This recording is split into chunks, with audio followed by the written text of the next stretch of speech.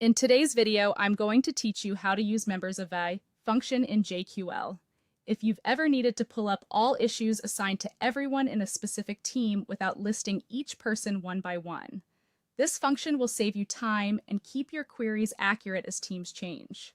Start by opening Jira and navigating to Filters, then choose Advanced Issue Search. This takes you to the powerful search view where you can build precise filters for your work. Once you're there, switch to JQL mode. You'll see the query editor where you can type JQL directly, which gives you full control over your search criteria. Before we type anything, here's what membersOf actually does. It looks up a Jira group by name and expands it into all the users who belong to that group. When used with a user field like assignee, it returns every issue currently assigned to any member of that group. The real advantage is that the results stay up to date as people join or leave the group. No need to update your filter manually. Now for the basic syntax. In the JQL box, type assignee in members of Jira software users. Make sure the group name is in double quotes, exactly as it appears in your Jira. Quotes are required, especially if the group contains spaces or special characters. Hyphens are fine.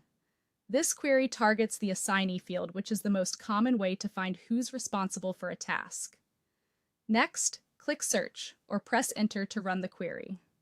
Jira will process the filter and display all issues assigned to any user who belongs to that group.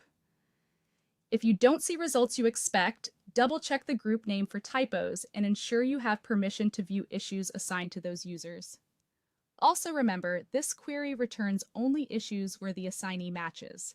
It won't include watchers or other roles. Let's look at a team-specific example. If your organization has a marketing team group, you could use assignee and members of marketing team. This gives you a clean, always current view of everything assigned to members of that team, perfect for dashboards, stand-ups, or workload reviews. Because it relies on the group, you won't have to edit the filter when the team lineup changes.